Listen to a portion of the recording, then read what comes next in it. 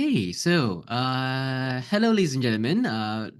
Welcome to the inaugural session of the AIUM Basic Science and Instrumentation Community Rising Star webinar series. My name is Alfred Yu. I am a professor in biomedical engineering, and I'm AVP Research International at the University of Waterloo in Canada. I am currently the vice chair of the AIUM Basic Science and Instrumentation Community. I will be hosting today's session. Just want to point out that the Rising Star webinar series, it is a new forum, and our purpose here is to highlight early career scientists and their contributions to the engineering science of ultrasound. And it is my pleasure today to introduce our inaugural speaker, Dr. Alycen Wiacek, who is an assistant professor in electrical and computer engineering and bioengineering, as I understand, at Auckland University. She's also the PI of the Magic Lab at Auckland University.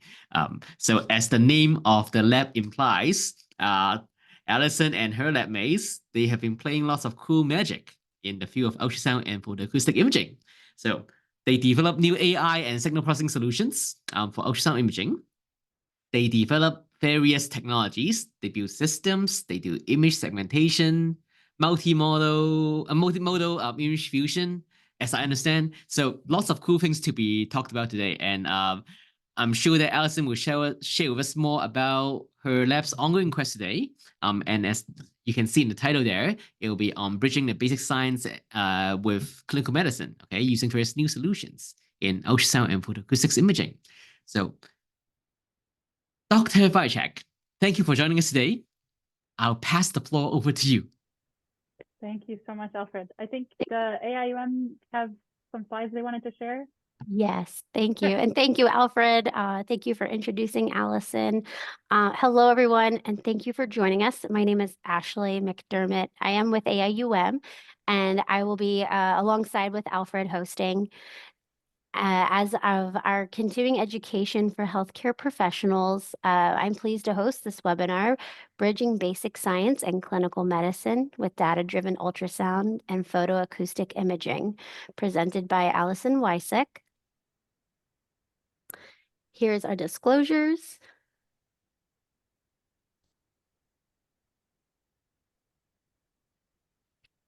This webinar will explore the research areas in data-driven ultrasound and photoacoustic imaging to improve diagnostics and surgery, including breast imaging, CohereNet for faster beamforming, surgical guidance for hysterectomies, and thrombosis biomarkers. If you have questions for the presenter during this webinar, you may type them into the Q&A box. You will be able to submit your questions throughout this webinar, but the presenter will not begin addressing them until she has completed her presentation. This webinar is being recorded and will be available within 24 to 48 hours to view the recording and the CME test, where you will then be able to claim your 1 CME credit. And now I'm pleased to present Alycen Wiacek. Thank you so much for the introduction. Let me share my screen real quick. All right, can you all see my screen okay? Perfect. Perfect. All right, cool. Thank you so much, and thank you, Alfred, for the wonderful introduction, and to the BSNI community, Kevin, Tengfei, and Alfred, for allowing me to present my work today in this new BSNI series. I'm excited to present to potentially a different audience of sonographers and physicians, as well as basic scientists as well. So as was mentioned, I'm an assistant professor at Auckland University, which is in Rochester, Michigan. And today I'm going to be presenting to you a lot of my work that's done both in my lab and during my previous doctoral work at Johns Hopkins, focused on data-driven ultrasound and photoacoustic imaging. Here are my disclosures. So according to a paper in the American Journal of the College of Radiology, artificial intelligence and machine learning really have the potential to transform the way healthcare is conducted. I think we've really all seen that happen, even beyond just healthcare in our daily lives, with the times that we live in right now. But of course, I'm going to focus in medical imaging. And so a lot of what we talk about is we talk about these impacts in these many different medical imaging methods. And so you can see a lot of examples here. And really these AI and machine learning algorithms have transformed radiology, pathology. We can even look at endoscopy, various different areas of clinical medicine. However, what I want to highlight here is that the initial pipeline of all of these data-driven medical imaging algorithms are really rooted in the signals that we're processing to create images. And so I'm an engineer, of course. And so as engineers, we often think of medical imaging as these signals and systems. This is a course we often take. And so what we're looking at is we want to design a system to measure signals coming from the human body in order to non-invasively see inside the human body, right? Medical imaging. And so if we consider the human body that you see here, we need to transmit some energy into the body, and then we're going to measure that energy out. And so often what we see then is we input that energy into some imaging system. And so that imaging system is really doing the measuring, the processing. We then take the output of that imaging system and we represent it in some way. And usually in the imaging field, that is an image. And that's what is helping us to inform diagnostic and surgical decisions. So if I look at, for example, a couple examples, so I could look at mammography, where we see the hardware and the example image here. We could look at CT. And then we could look at all of our favorites in this community, ultrasound. And so ultrasound, right, we're using sound into the body and sound back out. But in all of these examples, they require a significant amount of signal processing to make these images what they are today. And so if I expand this imaging system box just a bit, I can go into a little bit more details about where my research lies. So I like to call what I do is acoustic-based imaging methods. So specifically, we're looking at ultrasound and photoacoustic imaging in today's webinar. So ultrasound, as we know, is using sound, transmitting sound into the body and then listening for that response and creating an image of that response. Photoacoustic imaging, on the other hand, is going to use pulsed laser light to generate an acoustic response from tissue. And so while we have sound in, sound out for ultrasound, now our energy in is light and we're getting sound back out. And I'll talk a lot more about photoacoustic imaging in the second half of my talk. So as I mentioned before, these imaging systems require a significant amount of signal processing to provide doctors with useful information. And so that's where my research comes in. Our overall goal is to develop novel data-driven algorithms for clinical impact in both ultrasound and photoacoustic imaging. So today I'm going to give you an overview of 4 different examples of this work. And so I'm going to start first with ultrasound, with my contributions in coherence-based breast imaging and in deep learning for image formation. And then I'll transition to a brief overview of photoacoustic imaging, and then 2 applications in my work in photoacoustic guided surgery and in the quantitative photoacoustic biomarker development to characterize blood clots. So I'm going to start first with my work in breast ultrasound. So of course, the clinical motivation for this work is in breast cancer. So 1 in 8 women will be diagnosed with breast cancer in their lifetime. Now, we may be aware mammography is typically the screening method of choice for breast cancer. However, ultrasound is often used as a supplement, particularly for women with dense breast tissue where mammographic sensitivity is reduced. However, ultrasound can have a high false positive rate, and this means that many women then end up being referred for additional follow-up exams or additional biopsy procedures. And this is the case even for some benign fluid-filled masses where sometimes there can be noise in the ultrasound image that results in this fluid-filled mass looking to be like a solid mass and resulting in the radiologist recommending a biopsy procedure. And so this can be a challenge. This can be, it can result in significant patient anxiety waiting for results, but also an unnecessary strain on the healthcare system. So to try to understand why this is happening or where this is coming from, we can look at the BI-RADS categories, which is how these breast masses are ranked and given their clinical path. So BI-RADS 2 would mean the mass is benign. BI-RADS 3 means it's probably benign, but it needs to be followed.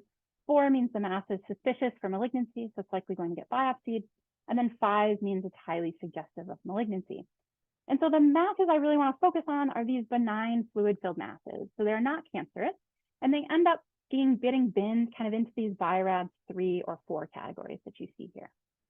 And so what that means is these patients are then referred for additional follow-up or biopsy procedures. But really what we'd like to do is take these patients out of this 3 and 4 category and be able to give radiologists a way to confidently give them a BI-RADS 2 diagnosis and therefore redirecting these healthcare resources to the cancer patients who need them most. So this brings me to the research goals for this specific project.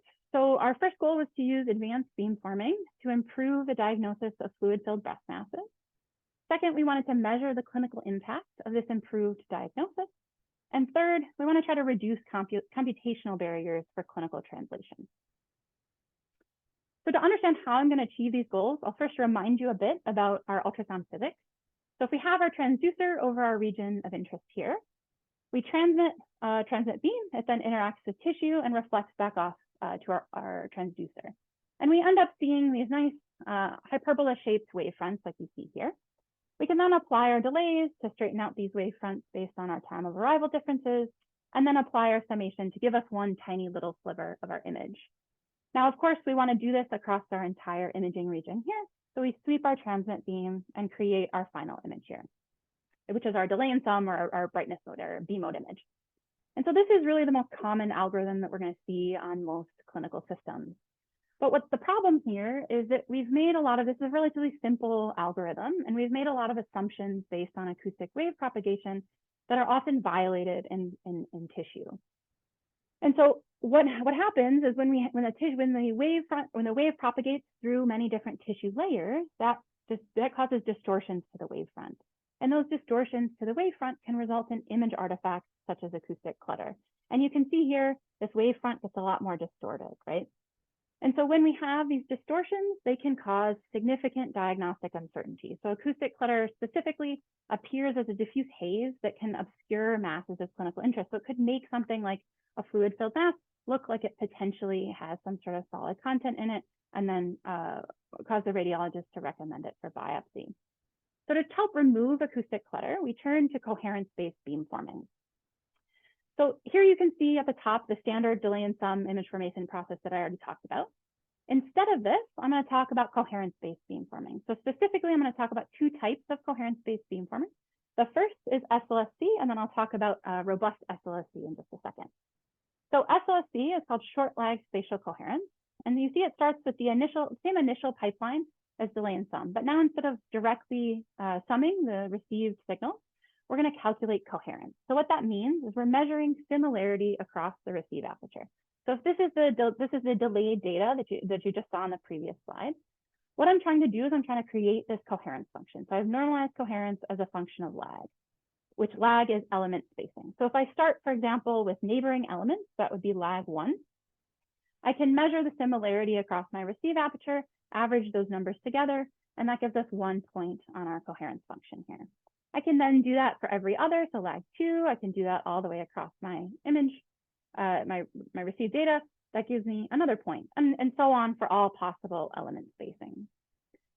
Then what that gives me is a stack of images like you see here, one for each lag. And so what I want to do is I want to sum up to a specific short lag value, and we call that lag value capital M. And so that would be basically 1 pixel on depth through this image. So I want to sum up to that, and that gives me my final SLSC pixel value like you see here. Now, this SLSC image shows improved contrast compared to our B mode image. However, if I start the lateral resolution of this image is then limited by that short lag value capital M. And so you can see an example of what this might look like here, where as my short lag value capital M increases, you can see that this kind of starts to open up. So I have improved resolution, but this is clearly at the expense of contrast. I start to have worse contrast in my image. And so to really combat this trade-off between contrast and resolution, we introduce robust short lag spatial coherence. So robust short lag spatial coherence follows that same initial pipeline, but instead of directly summing my coherence, what I'm going to do is try to denoise this noisy data. So I'm going to assume that I have some noisy data here, which you can see represented in this matrix here. And I'm going to try to separate it between the ground truth here and the noise. And I do that through a robust PCA, robust principal component analysis, a data-driven algorithm. I can then reverse my stacking that I've done before and create our final R-SLSC image, which then has that balanced trade-off here between improved resolution and contrast compared to the original SLSC algorithm. So to apply these techniques and study their impact on breast ultrasound, we collected data from 25 patients with suspicious hypoechoic breast masses. And this was at Johns Hopkins University, where it was approved by the Johns Hopkins Medicine IRB. Our ground truth was our pathology that was confirmed with core needle biopsy. And in the system, we are using an Alycen Research ultrasound scanner with two different transducers that you see here, an L38 and a higher frequency L817. And the focal depth of these images was selected by the trained radiologist who was doing the imaging. So here you can see the first example of coherence-based beamforming in action. So on the left, you see a fluid-filled cyst, and you can see the B mode image shows up as hypoechoic, so it's darker than the background. And on the right, you can see the resulting RSLSC image. So as I mentioned, SLSC and then therefore RSLSC was initially proposed as a clutter reduction technique. So our initial hypothesis was that we could remove acoustic clutter and improve contrast. And you can see we did do that. So we have a 4.9 dB contrast improvement here. But qualitatively, we also see that improved contrast in the RSLSC image. But what was interesting about this was actually not just this initial hypothesis, but what we found out later as we started to experiment with more and more types of breast masses, which was that if we applied this algorithm to solid masses, we actually saw completely different results. We actually saw a degradation in contrast here. So on the top here, we see a solid fibroadenoma, and on the bottom, we have an invasive ductal carcinoma. And so with this, right, we now have a completely different phenomenon here. And what this led us to explore is that really what's happening here is that we can use coherence to characterize breast masses. And so we were very excited about this result because this is the first time really coherence was used in this way. And so we can also display this information in the form of a clinical overlay. So we wanted to design something. These images are different than what sonographers and radiologists are used to seeing. So we designed this form of clinical overlay where now the coherent information shows up as red and the incoherent information shows up as blue. And so to really try to understand physically what's happening here, we can look at these three examples. And so for all of these cases, we have hypoechoic masses. So the masses are darker than the background, which means in our delay in some image, they do have low amplitude internal echoes, which results in the images appearing black in the delay in some image. But now when I place that overlay again, while they were all low amplitude internal echoes, in fact, the fluid-filled mass had incoherent signal. And that results in our RSLSC image showing up as blue. In the case of the solid mass, yes, it was low amplitude signal, but that signal was in fact coherent. There are true underlying scatters inside of this solid mass, which then results in this appearance of RSLSC image appearing red. And so we were really excited about these results from an engineering perspective, right? We're engineers, we can see this difference, so that was fantastic. But we also wanted to understand truly how will this impact clinical decisions? We don't want to just develop these technologies as engineers in our own silo. We want to also see how these would impact clinical decisions. And so what we did was we did a reader study, and this was all retrospective. So we asked 5 board-certified breast radiologists 2 questions. So first, we asked them to look at these images and tell us whether they thought the mass was fluid, solid, mixed, or they weren't sure, so uncertain. And so we asked them to do this with just the B mode image alone, and then we asked them to do this with the B mode image and the RSLSC image. And when we did this with the B mode image alone, we found that 48%, so the radiologists were unsure about the content of 48% of the masses with B mode alone. But then when we added RSLSC into the pipeline, we reduced this down to 16%. So the radiologists were more confident in their decision whether the mass was fluid or solid.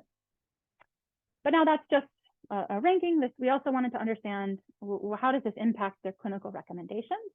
So we turned to the BI-RADS category. So as a reminder, BI-RADS 3 and 4 here. So 4 would be a recommendation for biopsy. 4 or 5 would be a recommendation for biopsy. And so if we look at those results, we can see that with B mode imaging alone for the fluid-filled masses, radiologists are recommending 43% of the masses for biopsy. However, when we add RSLSC, we're able to reduce that. These are just benign fluid-filled masses. So we're able to reduce these unnecessary biopsies by 30% down to 13%. And so we were really very excited by these results. So were our clinical collaborators, because we wanted to be able to understand and use these results to really truly impact medical care. And so after this analysis, we wanted to understand the reader's responses in terms of common decision-based metrics in the medical field. So we look at sensitivity and specificity. So specifically, we were looking at sensitivity as the fraction of fluid masses that were correctly classified as fluid. And we looked at specificity as the fraction of solid masses that were correctly classified as solid. And so with these numbers, we can create a receiver operating characteristic, or ROC curve, where you can see sensitivity as a function of 1 minus specificity. So for example, random guessing would just get you this nice y equals x line here. A perfect classifier would give you this nice right angle, and then somewhere in between would be more likely, let's say. And so what we can do is we want to then take our readers' responses and plot them on these axes. So here you can see the readers' responses, where the gray X is the readers' responses with B mode alone, and the black circles are the readers' responses with B mode and RSLSC combined. And so you can see in general, the combination of RSLSC and B mode resulted in closer to that ideal operating point of 0, 1. And if we average the results together, we see improved sensitivity and specificity with the inclusion of RSLSC. Now, these results, however, still require the radiologist to now they're looking at 2 different types of images to make a clinical decision. And you can see the readers' responses were quite variable depending on the radiologist. And so what we wanted to do is we want to understand, okay, physically what's happening here, and can we extract specific information, quantitative information from these masses to give a diagnostic decision. And so to understand this, we turn back to this coherence function. So if you recall, this is what we summed up to get our short lag spatial coherence pixel. So we have our coherence functions here, and you see one for fluid and one for solid. And so what I'm going to look at is 2 specific quantitative metrics. So we're going to look at lag1 coherence, which is the coherence function specifically evaluated at lag m equals 1. And then we're going to look at the coherence length, which is the first 0 crossing of that coherence function. So you can see it here for fluid, and you can see it here for solid. And as you can see, these coherence functions are very different, as we would expect based on the results I showed previously. So what I did was we put together a lag1 coherence image. And so you can see this is the B mode image, but what I wanted to do was take a region of interest within each of these masses, and we can measure a few different statistics from it. So I could take all values from those from the lag1 coherence. I could take the mean of that region of interest, or I could take the median. So I'm going to start first with all values. And what you can see here is a histogram of those values within the region of interest. So on the x-axis now is our lag1 coherence. And you can see it for fluid-filled masses in the lighter blue and for solid masses in the darker blue. And we can see that we do have separation between those 2 groups. Now, we also wanted to stratify this even further based on, I mentioned breast density being a key indicator in breast imaging. So we looked at breast density. We wanted to understand what is this separation if we have different types of breast density. And so we looked at non-dense, which you see in yellow, and dense, which you see in pink. And in fact, we have even further improved separation in masses within dense breast tissue, which you can see in the pink here. So if I take these, another way that I can represent these histograms is I can represent them in the form of violin plots. And so here you can see those violin plots just for that same data. The circle represents the median, the line represents the mean, the shaded region represents our underlying probability density, and then the box here indicates our interquartile range. And so what I'm going to do is I'm going to kind of take these and I'm going to flip them 90 degrees so that I can look at the mean and median values. So if I flip these 90 degrees, we can see that's just the same results that we saw before. But now I want to add our mean and our median values. So what this is just one summary metric for each of these masses. And what's interesting about this is now, if we look at just that summary metric for each mass, we end up seeing that we have complete separation between solid and fluid breast masses, which is fantastic in terms of an indication for potential clinical impact. We can also do something similar with coherence length. And so if we look at coherence length, we do see a more skewed distribution, but we do still see we can separate our solid and fluid masses completely within dense breast tissue. And so to compare these individual metrics to the reader's performance, here you can see those same ROC curves or ROC axes that I described before.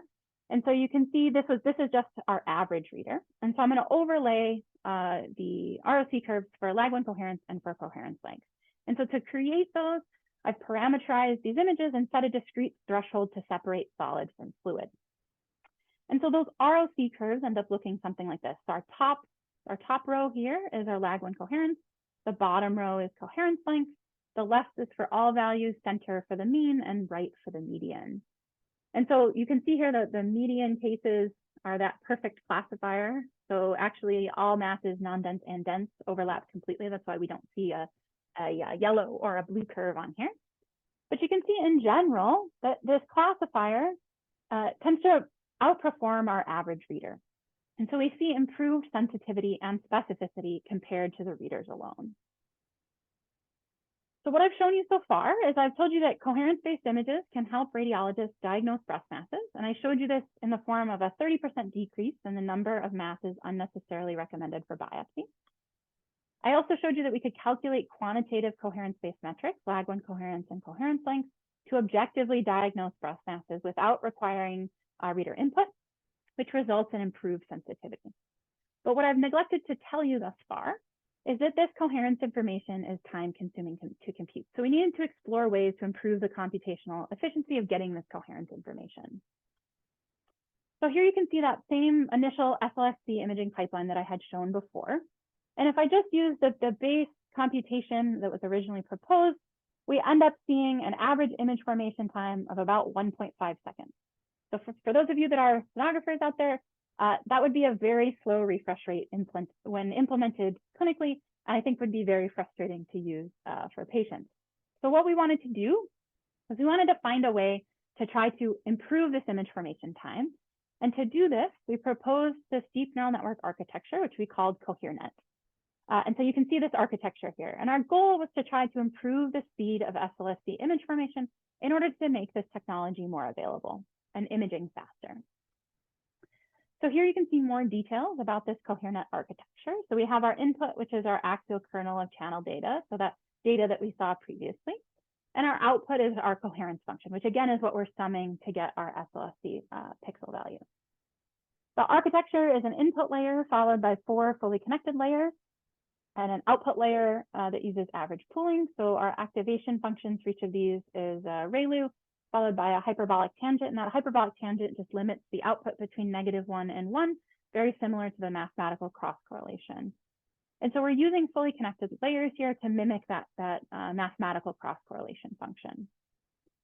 The network was trained using a modified mean squared error loss function. And I say modified because we're using this Gaussian weighting term that you see here. And that allows us to place more emphasis on errors in the short lag region, which is what we're using to then create our final image. The network was trained with a batch size of 128, an atom optimizer over 5 epochs using both TensorFlow and Keras. And the data set we used to train this network was the same data set I've been talking about already. So we used 24 unique ultrasound scans of in vivo breast masses. We're using 2 orthogonal acquisitions. So we use radial and anti-radial. And then we use 10 frames per acquisition. So we end up with a lot of data here. But one thing I want to point out is we did divide this data into training, cross-validation, and testing by patient, because we wanted to make sure the network wasn't just learning one specific patient, but could generalize across any different patient's breast data. And so that's really important if we actually want to end up translating this to the clinic. So we can see we used the same ultrasound scanner and only the high frequency probe in this scenario. In addition to the breast data that we trained and evaluated the network on, we also wanted to ensure the network could generalize across different types of data. So we used CRS, general purpose, and small parts phantoms. We also used many different transducer geometries and 2 different system manufacturers. We also used some in vivo liver data that was collected for a different project. So we have a diverse data set here. So here you can see cycling images from our test set. On the left is the original algorithm, and on the right is the output of CoherNet. And the first observation, these images look very similar. In fact, across our test set, we had a 0.93 correlation between our DNN SLSC and our original SLSC images. But remember, our goal was not only to just make similar images, but also to make them faster. And so we measured processing time as a function of the number of samples. And so you can see the DNN SLSC in lighter blue consistently outperforms our original SLSC in the darker blue. And so on an average image, we see about a 3.4 times speed improvement compared to that original SLSC algorithm. So it worked quite well for this original test data. But again, we wanted to collect data to prove that the network could generalize across many different tissue and transducer types. And so here you can see the results of that, where the leftmost in each grouping is the original image, and then the rightmost of the grouping is our DNN SLSC.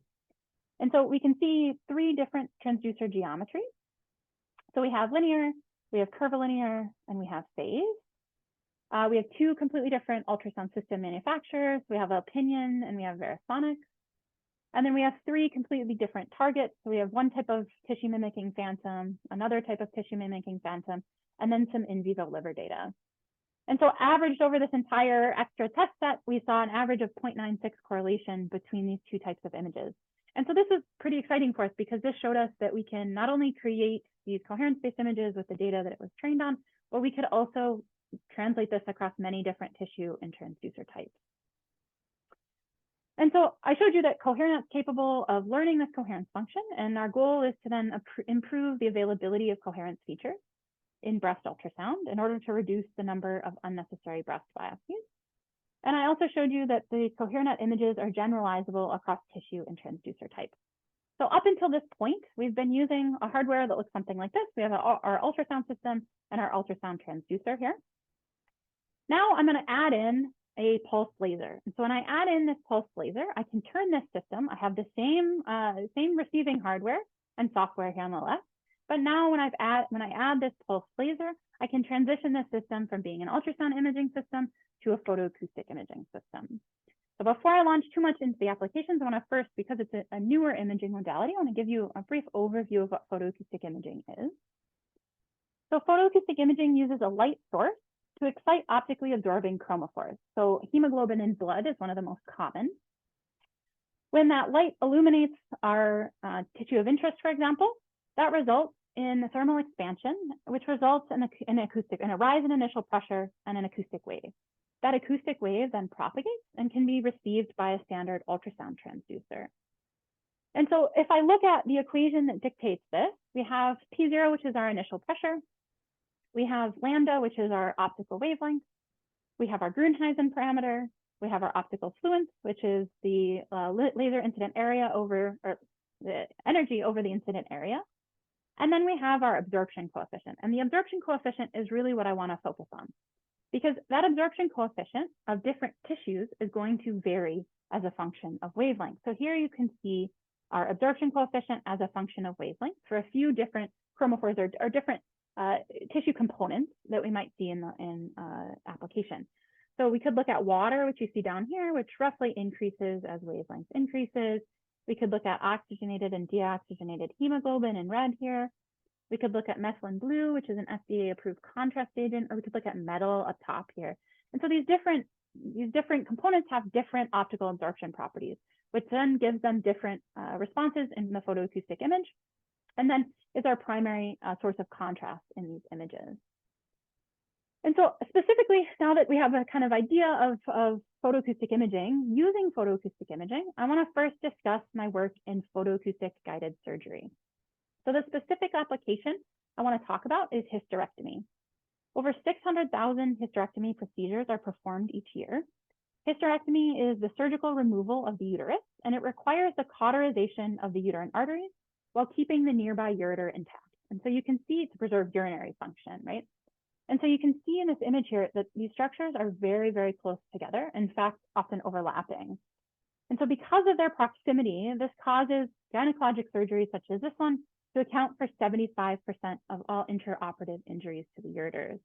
And these injuries can cause increased complications, including hospital readmission, sepsis, and even death. So really what our goal is to be able to guide these surgeons into how they can cauterize the uterine artery to remove the uterus, but keep the ureter intact. And so this brings me to our goals. So again, we want to both visualize both structures, but we can't just visualize them. We need to be able to differentiate between the ureter and the uterine artery. We also want to visualize the surgical tool in proximity to these structures. And then we want to develop a way to convey this information to the surgeons in order to alert the surgeons to the risk of potential injury. So to accomplish these research goals, we use this photoacoustic imaging setup that you see here. So we see our same ultrasound system here, our laser. We have a 5mm diameter fiber bundle that's our light source inside of the open procedure. So we're doing this inside of human cadavers. So we did an open procedure. And then we also did a laparoscopic procedure. And so the laparoscopic procedure would be more similar to what is done in practice. The majority of these procedures are done laparoscopically. So in this setup, we've added a video tower to enable laparoscopic visualization. And then in this case, we are using a 2mm diameter fiber bundle that's then attached to our surgical tool. And we do that to try to avoid adding additional laparoscopic ports. And so during this experiment, we have urine, which is combined with methylene blue, an FDA-approved contrast agent, which is injected into the ureter. And then during both of these experiments, we're going to acquire co-registered ultrasound and photoacoustic channel data as the optical wavelength is tuned from 690 nanometers up to 800 nanometers in 10 nanometer increments. So before I show you the results of this, I want to further motivate how difficult these structures are to see. So this is an image from inside of our human cadaver. And so I can tell you that the ureter and the uterine artery are in this image, but they're very difficult to see. So if I add a light source, two particular regions light up, which is fantastic. I'd love to tell you one's the uterine artery or the ureter, but it's difficult to tell with just one wavelength. This motivates why we need to use multiple wavelengths to be able to differentiate between these two structures. So here you can see cycling images as we adjust that wavelength. And so we can see at the shorter wavelengths, we have both structures, but as we start to increase wavelength, we start to lose that ureter visualization. And so we measured contrast as a function of wavelengths, and these contrast measurements validate what I just explained qualitatively. And so we see here the uterine artery is in red and the ureter is in blue. So we can see the contrast remains high across our different wavelengths for the uterine artery, but the ureter starts out high where we can see it and then starts to get much lower as wavelength increases. And so remember, our goal is to be able to visualize and differentiate. So what I need to pick two different wavelengths to do this at. And so what I can do is I can then pick my shorter wavelength, so 690 nanometers here on the left, in order to visualize the uterine artery and the ureter. And then to differentiate it to differentiate the uterine artery from the ureter, I pick a higher wavelength of 750 nanometers to do that differentiation, because now my contrast will have reduced. And you can see here, these are the underlying, in the kind of transparent colors, are the underlying chromophores. So we have our hemoglobin, oxygenated and deoxygenated hemoglobin, and our methylene blue down here. And we can see roughly, I mean, there are some experimental differences, but roughly we can see that they do relatively match with the contrast measurements as well. So sticking with that 690 and 750 nanometers, we can map those two images to create a different color maps. So we have blue representing 690 and red representing 750, where red we can see the uterine artery much better. What we want to do is we want to combine those images together, which gives us our dual wavelength image. And that dual wavelength image really allows us to see both the uterine artery and the ureter together in the same image in order to both visualize and differentiate them. So these are results from the open experiment. We also have similar results for the laparoscopic experiment. You can check those out in the paper I've cited down here. But now ideally, right, we want to visualize and differentiate these, but we also want to know where the surgical tool is as well. And so the next step is we added the surgical tool to the experiment. So here at the top, you see the open experiment. We can see that surgical tool, but we now can't see the ureter or the uterine artery. So because of the high optical absorption of metal, that surgical tool really dominates the image. And so what's interesting is instead of using the amplitude-based delay and sum image processing or image formation, we can use SLSC, which is the same SLSC algorithm I was talking about before. And now we can visualize all three structures simultaneously. And we can see something similar with our laparoscopic results. And so really SLSC beamforming, by not just relying on the amplitude, we can use SLSC to enable us to visualize and differentiate the ureter from the uterine artery, and then also visualize that surgical tool as well. So our ultimate goal was to develop a system that acts like a parking sensor, letting surgeons know that you're getting too close to the ureter, similar to how your car lets you know you're getting too close to maybe a bike in your driveway, or in this case, a bunch of tires. And so to do this, we have to be able to find each structure in the image and be able to track the distance between the surgical tool and the ureter. So to do this, we acquire our data, we identify our tool tip, we identify our uterine artery region, and then we identify our ureter region. We can then color code these specific regions to create a final image that's color coded based on the region. And then what we can do is we can take the region representing our tool and the region representing our ureter and just calculate a simple Euclidean distance and map that distance to sound. And so that sound has a fundamental frequency between 150 hertz and 1 kilohertz. And it has 4 harmonic frequencies to increase perception of this medical alarm. And so this is going to be a video. I just want to orient you real quick before I play this video. So on the left here, we have our photoacoustic image. And what we're doing is we're moving the surgical tool back and forth between the ureter and the uterine artery. And then the graph on the top here, we can see the threshold for the auditory alarm. So above that threshold, we won't hear any noise, but below that threshold, we should hear some sound. So I'm going to stop talking for a second. I'll let the video play.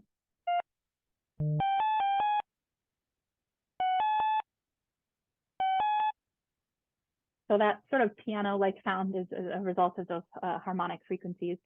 But what we've done here is we've mapped this distance to sound. And so now the surgeon can focus on the surgical field and doesn't require the manual interpretation of these photoacoustic images.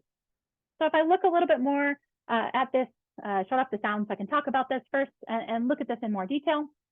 At the top, we can see the distance, again, as a function of time. And at the bottom, we see the spectrogram, which is how the frequency changes over time. And so with this, we can see that when the distance exceeds the threshold, we have no sound. So we see no response.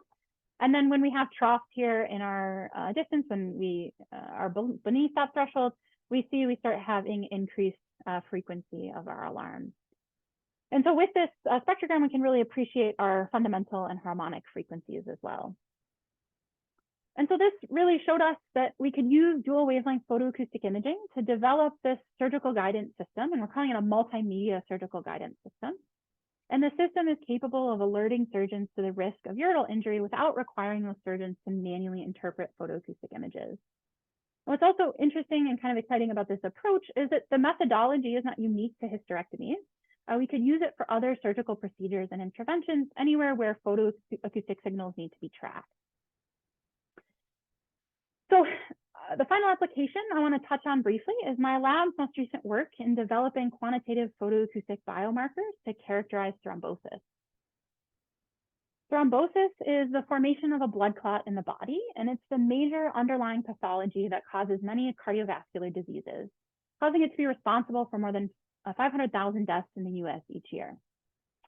Generally, these blood clots are composed of red blood cells, platelets, and they're surrounded by this fibrin mesh, which really helps to hold that clot together. And you can see a kind of graphical interpretation of this here. And so the specific composition of these clots can really help to indicate potential treatments. So characterizing the microstructure and understanding this composition of these blood clots is critical to indicate this treatment. And so we turn to photoacoustic imaging to accomplish this. So as I mentioned previously, the amplitude of the photoacoustic signal is directly proportional to this initial pressure. And I want to focus again, same as I did on the last application, on this absorption coefficient. So here you can see the optical absorption coefficient, the same type of graph that I showed you before. And we're looking at now some of the different components of blood clots. And so we can see here that we have differences with collagen, which we use to model some of that fibrin mesh. We see our blood here, and we have a blood vessel as well.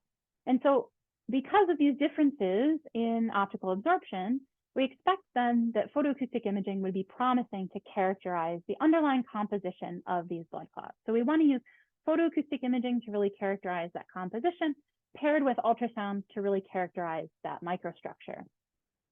And so the research question we're trying to answer is, can we use a combination of ultrasound and photoacoustic imaging to characterize blood clots? The first step to answering this question has already begun in simulations. So here you can see the stages of our phantom development and simulation. So first we construct a 3D heterogeneous tissue model. And you can see that here where we have our ultrasound transducer above our tissue block with our light source, and it's illuminating our blood vessel where we have a clot concentric to that blood vessel. As input to the simulation, we have our mechanical properties, so density and speed of sound.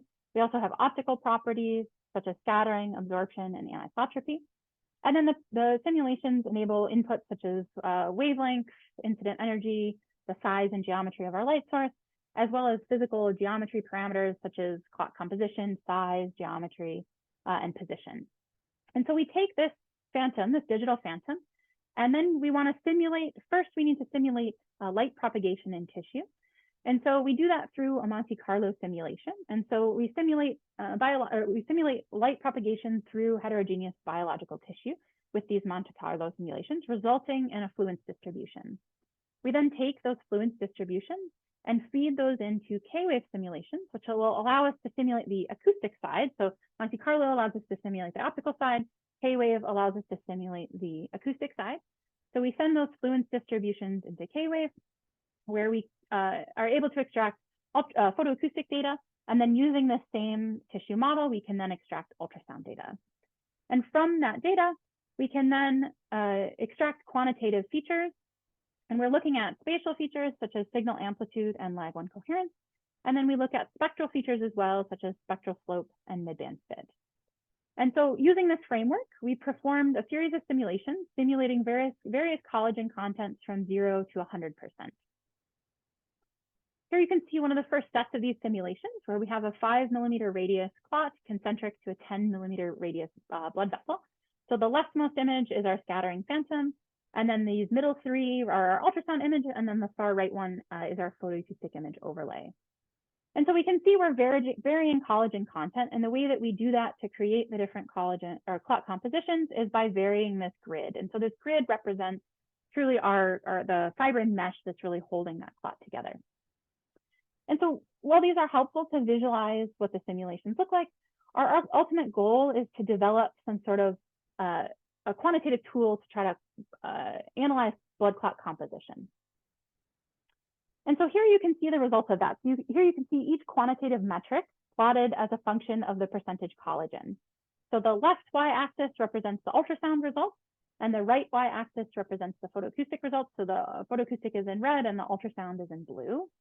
And so you can see here in the legend, we have the coefficient of determination measuring that, how good that linear fit is. And so we can see here the results of these different parameters, but we notice that the photoacoustic midband fit shows the best predictor of collagen content.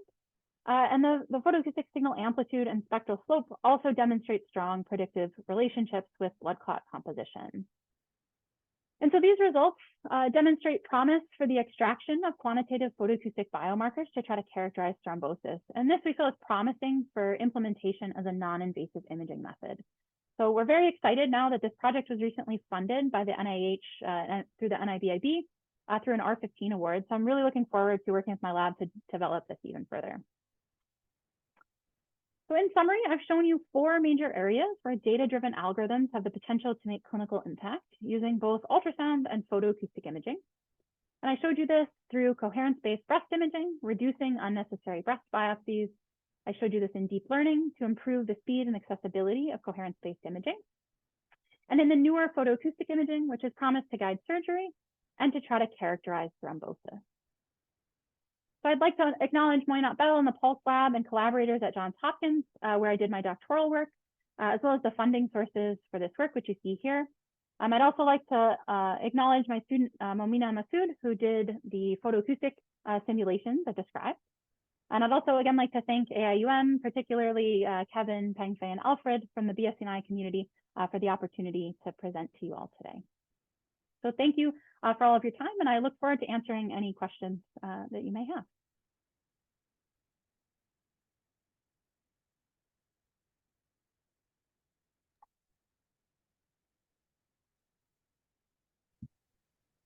Thank you, Alycen.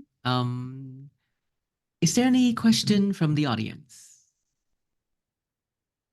Maybe what I'll do is I'll start off with one question first. And while the audience is perhaps still thinking. Well, first of all, thanks for this very interesting talk. It's great to hear about your lab's innovations and clinical translation. Very broad in spectrum and very impressive. The question that I have for you here is now you are actually treading between the imaging physics, the signal processing, and of course the clinical applications, right? What is the biggest challenge, in your opinion, in trying to get clinicians to accept the what I would call average image quality of research ultrasound scanners?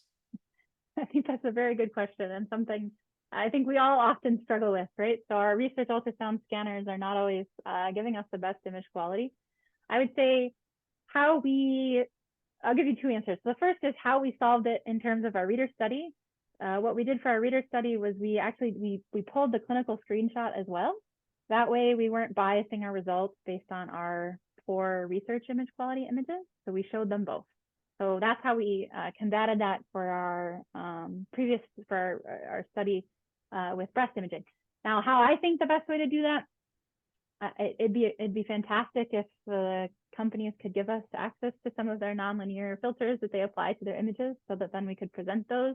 But I think one way is to just start talking and working with physicians that understand that some of these images don't look great initially, but then get buy-in from them to then and work with companies to then deploy these on clinical systems.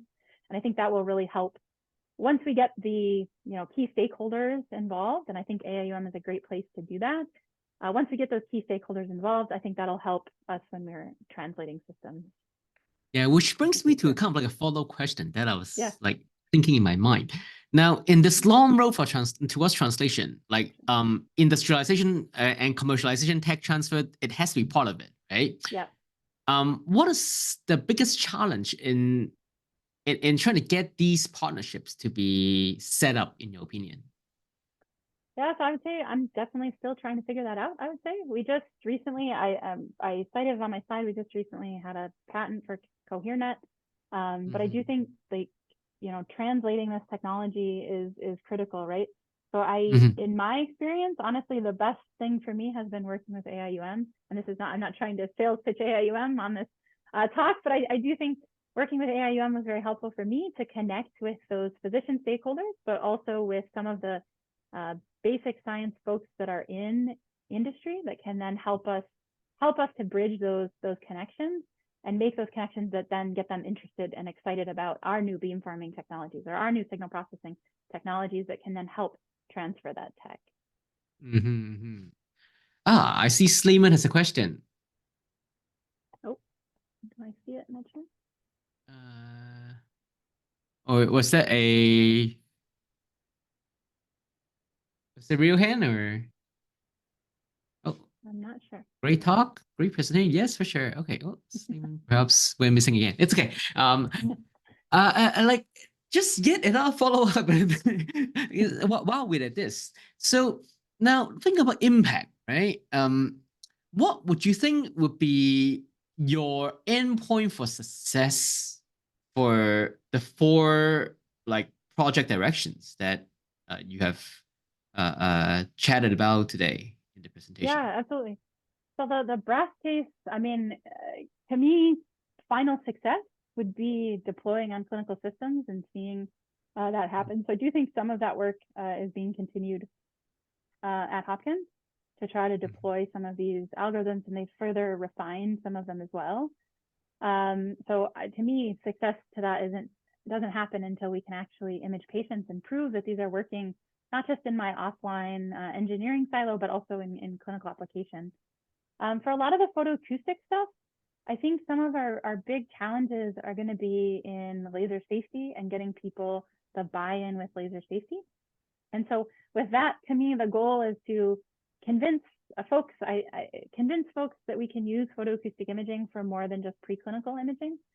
So far, photoacoustic imaging has really been promising in preclinical. So people have done a lot of mice and rat studies, but people haven't deployed it as much in the clinic. So there are people that do that, but not clearly not as much as ultrasound. So to me, working towards deploying some of these in the clinic, and we've shown that they work in humans. So I think that would be kind of the ideal proving that it works, I suppose, in patients. Yeah, sometimes I'm lost myself too, like like being a basic science researcher, right? Yeah. And at the same time think about impact. Yeah, absolutely. It's hard to really imagine how long this would take, right? Sometimes. Oh yeah. It requires an army, right? It requires an army of people, which is why we all get together and Yes. convince people to use our algorithms, I think. And really I helps. wish like we definitely would I wish we would be kind of like faster, okay? Sometimes. Yeah. I wish I we got could do that. a question in the private chat. This one's more technical. So Okay. for your coherence-based imaging work, that's great.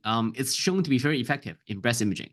Mhm. Where would you also think this would be useful, okay, in Sure. other organs or application areas? Yeah, sure. And I also think there's another question too about other cystic structures. So we can, I mean, the coherence space, the theory behind it is that our solid masses truly have coherent scatters inside of them, whereas our fluid masses don't. And what we're seeing as hypoechoic is likely noise or acoustic clutter. And so it can be used for any cystic structure that we can identify the physics hold. It's not just for breast imaging. So we could use it for other areas where there could be cysts. We could use it in the thyroid. We could use it in other areas of the body, anywhere where we are looking to identify cystic masses. Where it's particularly impactful in breast imaging is really in those complicated cysts too. So those complicated cysts, ultrasound already does a pretty great job for those, simple cysts where they look beautifully beautifully anechoic. But it really helps for a lot of those complicated cysts. So anywhere where we see those type of structures in the body, we could use this type of method. Mm-hmm. So in a sense, the coherence-based imaging method thrives on kind of like highlighting contrast difference, right? In a sense, right? Yeah. And just kind of like amplify this on I would say, is a non-linear transform in a sense? Like if you're working with data, then right? It absolutely is. It's a non-linear. If we try to preserve the native contrast, it's not preserving the native contrast. Right. But in doing so, we can, like I showed, differentiate between those solid and fluid. And I should also mention the work I did was in characterizing breast masses, but there's also lots of work out there looking at, improving in cardiac imaging and fetal imaging, where we're not trying to necessarily differentiate solid from fluid, but like you said, we're trying to enhance the contrast. And so we can really pull out those differences with the coherent and incoherent signals. Right. Yeah. So certainly like this has potential, okay, in other application areas too. Whenever we're trying to like boost the contrast or like to improve the visualization, okay, by creating a starker contrast, okay. Absolutely. Yes.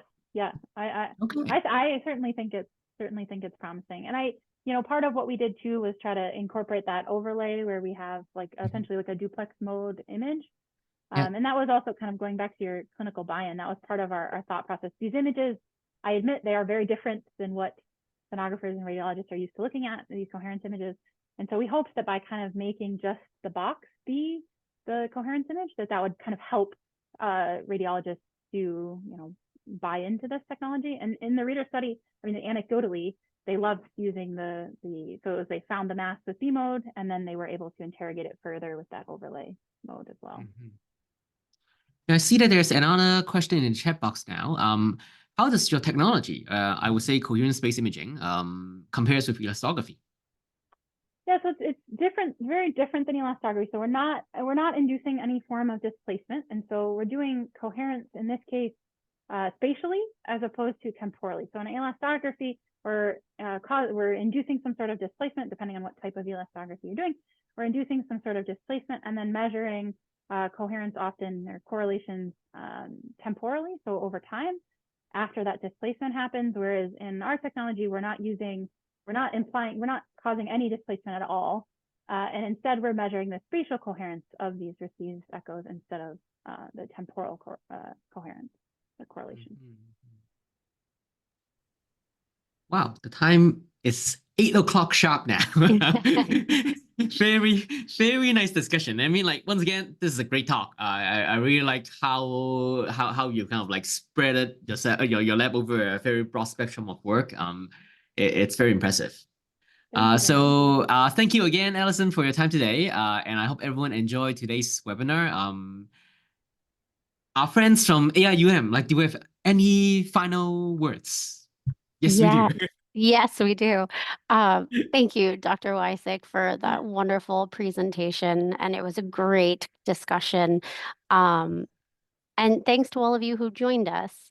As a reminder, this webinar was recorded and will be available within 24 to 48 hours. And then you may access the CME test for you to claim your 1 CME credit.